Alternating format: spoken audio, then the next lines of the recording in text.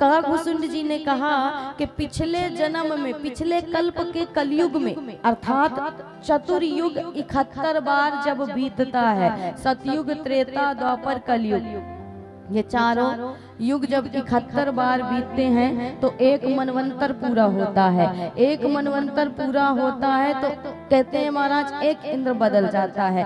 14 मनवंतर जब पूर्ण होते हैं तो एक कल्प होता है। अब एक कल्प के अनुसार सोचिए कि कितनी बड़ी ब्रह्मा जी की आयु होगी। कहते हैं एक कल्प जब इसी प्रकार बीतता है तो ब्रह्मा जी का एक दिन होता है। जब 14 इंद्र बदलते हैं तब ब्रह्मा जी का एक दिन होता है। और इस हिसाब से ब्रह्मा जी की 100 वर्ष की आयु है। तो अभी जो ये कल्प चल रहा है इसमें ब्रह्मा जी की आयु मानी गई है 51 वर्ष की। कहीं अपना अपना अलग अलग मत है, लेकिन समस्त शास्त्र पुराणों में वर्णन है कि अभी जो कल्प चल रहा है उस अनुसार अभी ब्रह्मा जी की आयु सिर्फ 51 वर्ष की है। तो अभी सोचिए कितने बार ये युग बीतेंगे, 4 युग।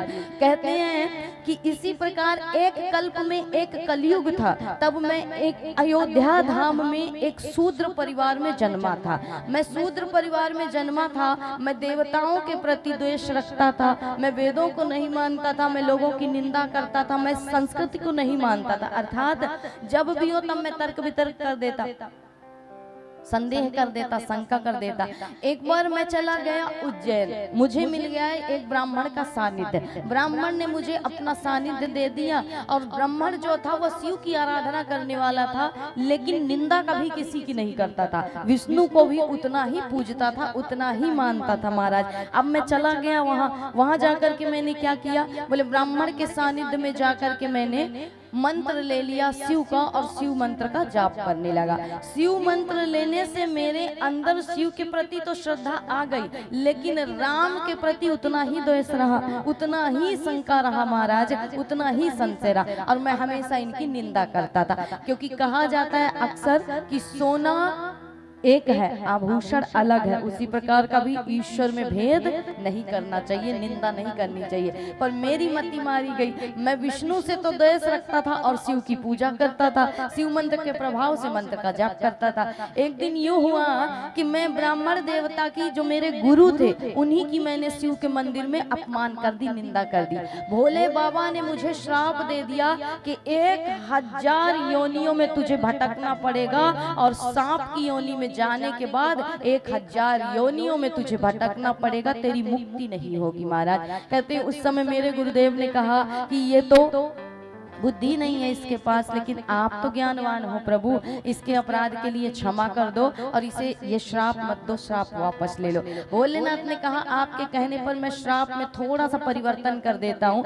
1000 योनियों में ये गुजरेगा, इसको जाना पड़ेगा, जन्म लेना पड़ेगा, दुख सुख भोगना पड़ेगा, लेकिन मृत्यु के समय आने वाले दुख से इस पर प्रभाव नहीं पड़ेगा। अर्थात मृत्यु के समय जो अत्यधिक पीड़ा होती है, दुख होता है, वो ये कभी नहीं भोगेगा। अंत में महाराज इसका जन्म होगा ब्राह्मण के यहाँ और ये अपने जीवन को संवारेगा, सुधारेगा। कहते हैं उस समय भोलेनाथ ये वचन देकर के चले गए, वरदान देकर के चले गए। अब इसी जो यही व्यक्ति था जो शिव की निंदा किया करता था, विष्णु की निंदा किया करता था, शिव को भजता था। कहते हैं महाराज काकभूषुंड जी महाराज, मैंने सर्प योनि में जन्म लिया। भगवान की कृपा से और गुरुदेव के आशीर्वाद से मैं एक एक करके हर योनियों से गुजरता गया और जिस प्रकार वस्त्र बदल दिया जाता है उसी प्रकार मैं योनियों को बदलता गया महाराज।